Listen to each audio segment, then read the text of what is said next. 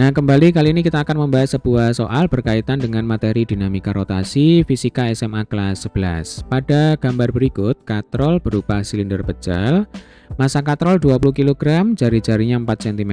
Diketahui benda A bermassa 4 kg, benda B bermassa 6 kg, gravitasinya 10 meter per sekon kuadrat. Jika sistem bergerak dan katrol ikut berputar, maka percepatan sistem adalah percepatan simbolnya adalah A. Ya, kita cek gambarnya. Jadi di sini ada sebuah katrol, kemudian ada dua buah beban yang digantungkan pada katrol melalui tali. Nah, dulu di kelas 10 saya yakin kalian pernah mengerjakan soal semacam ini. Ya, gambarnya persis seperti ini, kemudian yang ditanyakan juga sama, yaitu menghitung percepatan, ya. Nah, maka yang kita kerjakan dulu ya, ini waktu kelas 10 ya. Kita kembali sejenak ke masa lalu. Nah, pada benda A nanti kita gambar gaya yang bekerja pada benda A dan pada benda B, ya kan? Pada benda A nanti akan bekerja dua gaya. Yang pertama adalah gaya berat, kemudian nanti yang kedua adalah gaya tegang tali. Nah, kalau kita gambar harus selalu berpasangan seperti ini ya untuk gaya tegang talinya. Nah, pada benda A beratnya adalah 40 Newton. Rumusnya adalah M kali G, ya kan? M-nya 4, G-nya 10, 4 kali 10 sama dengan 40.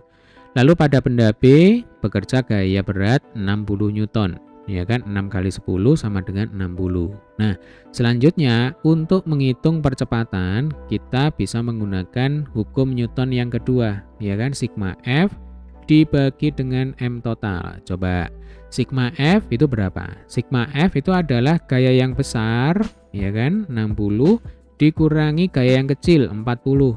Jadi kalau kita bayangkan nanti benda B itu akan bergerak turun ke bawah, benda A akan bergerak naik ke atas. Ya kan? Berarti nanti sigma F itu isinya adalah 60 yang menang dikurangi yang kalah 20 dibagi dengan M total. Berarti masanya benda A ditambah masanya benda B. 4 ditambah 6. Nah, hasilnya ini adalah 20 per 10 sama dengan 2 meter per sekon kuadrat. Tetapi ini dulu kelas 10. Ya, bedanya apa dengan yang sekarang? Ketika yang sekarang di kelas 11, massa katrol itu tidak diabaikan. Ya kan, kalau dulu di kelas 10, massa katrol itu diabaikan. Ya, kalau sekarang diketahui massa katrolnya sama dengan berapa? 20 kg, ya kan? Lalu jari-jari katrolnya sama dengan 4 cm. Nah, maka kita tidak bisa lagi menggunakan rumus ini. Ya, atau paling tidak kita masih bisa menggunakan rumus ini, tapi harus kita ubah. Ya, jadi A nanti sama dengan sigma F dibagi M total, ini tetap ya, ditambah K dikalikan dengan M. Nah, mungkin kalau di luar sana ini dikatakan sebagai rumus cepat ya, padahal ya ini biasa saja. Ini nanti kita turunkan dari hukum Newton yang kedua pada gerak translasi, ya kan? A dan B ini bergerak translasi, bergerak lurus. Dan hukum Newton yang kedua pada katrol, ini bergerak rotasi, dia berputar. Nah, kalau di video ini kita akan coba menggunakan dua cara tersebut ya. Ini cara yang pertama, kita gunakan rumus jadi. Habis ini kita akan bahas dengan menggunakan cara konsep. Oke ya. Langsung aja, berarti di sini kita masukkan angkanya. Oh ya, sebelum kita lanjutkan, K itu adalah konstanta inersia.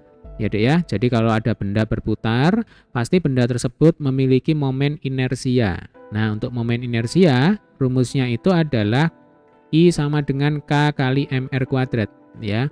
Jadi K dikalikan dengan M dikalikan dengan R kuadrat. K itu adalah konstanta inersia. Nah, sama dengan K yang ini, ya.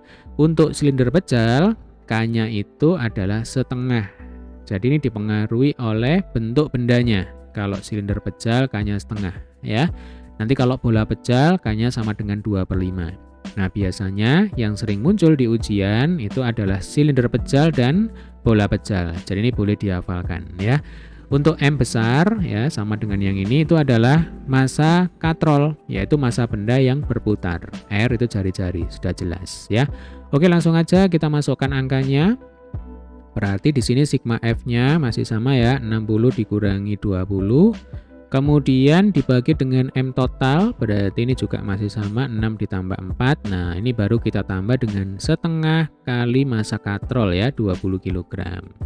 Coba ini berapa hasilnya? 60 dikurang 20 sama dengan 40 ya, maaf, ini 40. dibagi dengan 6 tambah 4 ya, 10 ditambah sebentar. Oh maaf, ini 60 dikurang 40 ya, bukan 60 dikurang 20. Nah ini 60 dikurang 40 berarti kan 20.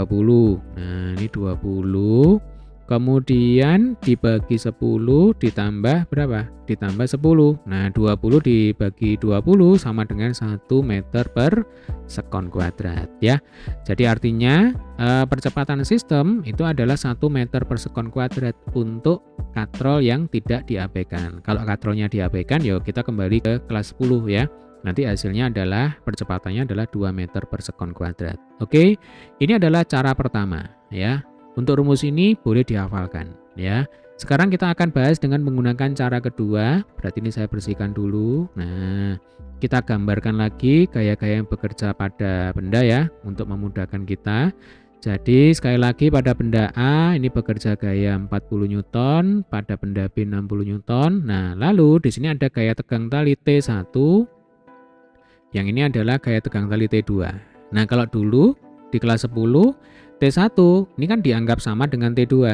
Ya kan? Kalau sekarang T1 ini pasti tidak sama dengan T2. Mengapa coba? Karena katrol ini ikut berputar. Nah, ingat, semua benda yang berputar pasti resultan momen gayanya, resultan torsinya tidak sama dengan 0 ya.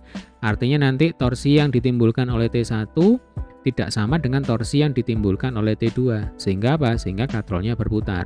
Nah, jadi kalau di sini torsi 1, yang di sini adalah torsi 2, logikanya karena katrol ini berputar searah jarum jam, berarti searah dengan torsi 2, ya kan? Maka torsi 2 nanti pasti lebih besar daripada torsi 1. Ini kalau dihitung. Oke. Sekarang kita akan menggunakan hukum Newton yang kedua pada benda yang bergerak translasi terlebih dahulu. Kita mulai dari benda A ya, sigma F sama dengan MA dikalikan dengan A. Nah, karena di sini benda A itu kan naik ya kan, kalau benda B ini turun, maka logikanya nanti yang menang itu adalah T1, yang kalah adalah 40 Newton ya kan, berarti nanti T1 dikurangi 40 sama dengan MA, MA-nya 4 ya, kita kalikan dengan A. Nah, di sini A-nya kita pura-pura nggak tahu dulu ya, padahal tadi kita sudah berhasil menghitung besarnya adalah 1 meter per sekon kuadrat ya. Oke, sekarang kita lanjutkan ke benda yang kedua, MB. Sama, jadi di sini sigma F sama dengan MB dikalikan A. Coba perhatikan. Pada benda B bekerja 2 gaya 60 Newton dan T2 ya. Karena benda B ini bergerak ke bawah, maka logikanya nanti yang menang itu ya yang ke bawah ini 60 Newton ya kan. Berarti yang kalah nanti T2, yang menang 60 dikurangi T2 sama dengan MB-nya sama dengan berapa? 6 ya. Ini kita kalikan dengan A. Oke, di sini kita punya dua persamaan. Persamaan 1 dan persamaan 2. Jadi kalau cara konsep ini banyak persamaan ya, Dek ya. Jadi nanti agak sedikit panjang. Sekarang kita bergeser ke katrol. Nah, kalau pada katrol nanti berlaku hukum Newton yang kedua pada benda yang bergerak rotasi. Jadi sigma torsi itu sama dengan I dikalikan alfa ya. Kalau I itu adalah momen inersia. Tadi kita sudah bahas ya. Rumusnya adalah K kali M kali R kuadrat. Atau kalau silinder pejal ya berarti langsung aja setengah MR kuadrat. Nah, alfa itu adalah percepatan sudut. Semua benda yang bergerak melingkar berubah beraturan pasti punya percepatan sudut. Nanti kalau kita hubungkan dengan percepatan linier, jadi A ini adalah percepatan linier ya Dek ya. Nah, nanti rumusnya adalah A sama dengan R kali alfa. Nah, ini harus diingat-ingat ya.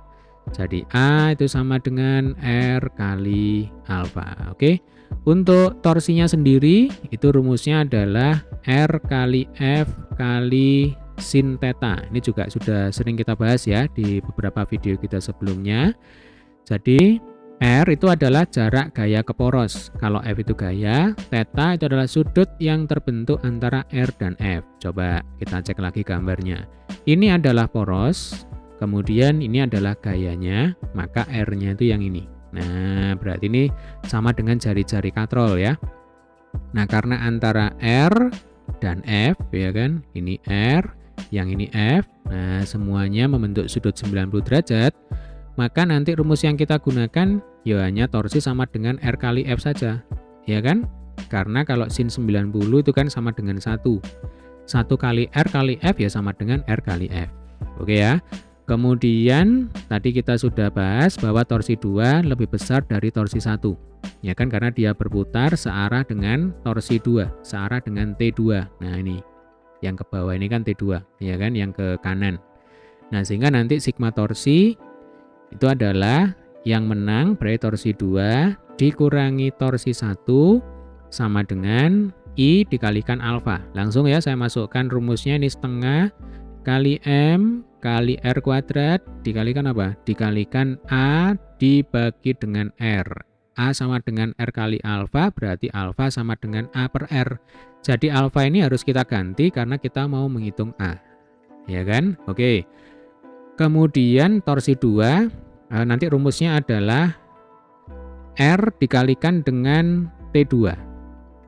Jadi di sini R dikalikan T2, untuk torsi 1 ya berarti R dikalikan T1, ya kan? Sama dengan, coba ini kalau kita coret dulu ya, R-nya ini kita coret, ini kita coret, ini kita coret. Nah, hasilnya apa? Hasilnya adalah setengah dikalikan M dikalikan R, ya kan, dikalikan A. Nah, ini R-nya juga bisa kita coret lagi, ya kan, ini kita coreti semua R-nya supaya adil. Nah, maka nanti kita dapatkan apa? Kita dapatkan T2 dikurangi T1 sama dengan setengah dikalikan M dikalikan A, ya. Atau kalau M-nya ini saya masukkan angkanya, berarti M-nya berapa? M-nya itu kan 20 kg, ya kan? Nah, ini saya masukkan aja angkanya. Di sini setengah kali 20. Nah, kalau setengah kali 20 langsung aja di sini sama dengan 10, ya. Nah, seperti ini. Berarti T2 dikurang T1 sama dengan 10A. Nah, sekarang kita punya berapa persamaan? 3 persamaan, ya. Ini persamaan 1, ini persamaan 2, yang ini adalah persamaan 3. Nah, untuk persamaan 3, T2 dikurang T1 itu sama dengan 10 kali A. Coba, kalau misalkan persamaan 1 dan persamaan 2, ini kita jumlahkan ya. Berarti ini saya tulis lagi T1 dikurangi 40 sama dengan 4A. Nah, ini persamaan 1 ya. Coba ini kalau kita jumlahkan hasilnya berapa ini? Kalau kita jumlahkan ya. Nah, jadinya 60 dikurangi 40 sama dengan 20, ya kan? Lalu kalau dijumlahkan berarti plus T1 dikurangi T2 sama dengan berapa? Sama dengan 10A. Nah, berarti saya punya persamaan lagi nih, 20 ditambah T1 dikurang T2 sama dengan 10A. Berarti T1 dikurang T2, saya kerjakan di atas ini ya. Berarti T1 dikurangi T2 sama dengan berapa coba? Sama dengan 10A dikurangi 20, ya kan? Jadi ini 10A dikurangi 20. Nah, T1 dikurang T2 sama dengan 10A dikurangi 20. Nah, sekarang pada persamaan 3, T2 dikurang T1 sama dengan 10A. Yang kita butuhkan kan T1 dikurang T2. Ya kan? Berarti supaya ini T1 dikurang T2, kita kalikan saja dengan min 1, ya kan? Coba ini kalau kita kalikan min 1, hasilnya berapa coba? Jadinya min T2, ya kan? Min T2, atau kalau misalkan T1-nya saya tulis dulu ya. Min T1 kali min 1 kan sama dengan T1, ya kan? T2 kali min 1 ya sama dengan min T2. Kemudian 10A kali min 1 ya sama dengan min 10A. Nah, berarti T1 min T2 itu sama dengan min 10A. Di sini ada T1 min T2 sama dengan 10A dikurangi 20. Artinya, kalau min 10A saya masukkan sini kan boleh-boleh aja, ya kan? Karena apa? Karena T1 min T2 itu katanya sama dengan min 10A. Nah, ini jadinya min 10A sama dengan 10A dikurangi 20. Coba 20 kalau saya pindah ruas ke kiri jadinya plus, ya kan? 20.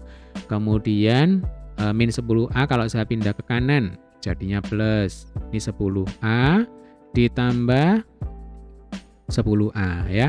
Hasilnya adalah 20A sama dengan 20. Ya, berarti A-nya sama dengan berapa? A-nya sama dengan 20 per 20 sama dengan 1 meter per sekon kuadrat. Nah, ternyata dengan menggunakan cara konsep, hasilnya juga sama ya dengan menggunakan rumus jadi yang sebelumnya telah kita bahas. Jadi boleh kalau kalian mau menggunakan cara konsep ya, ini cara kedua, ini cara konsep jadi lumayan panjang, atau sebenarnya boleh juga menggunakan cara yang pertama ya. Harapan saya kedua cara ini bisa kalian kuasai dengan baik ya.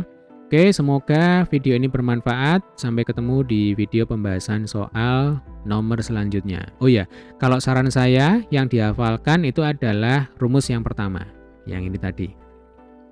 Nah, yang ini ya, ini hukumnya wajib untuk dihafalkan. Nah, mengapa? Karena biasanya nanti yang ditanyakan di soal itu adalah percepatan dan gaya tegang tali. Nah, coba kebayangkan kalau misalkan kalian tidak hafal dengan rumus yang pertama, tetapi kalian menggunakan cara konsep, ya boleh-boleh aja menggunakan cara konsep tetapi lumayan panjang. Nah, seperti ini prosesnya, ya kan?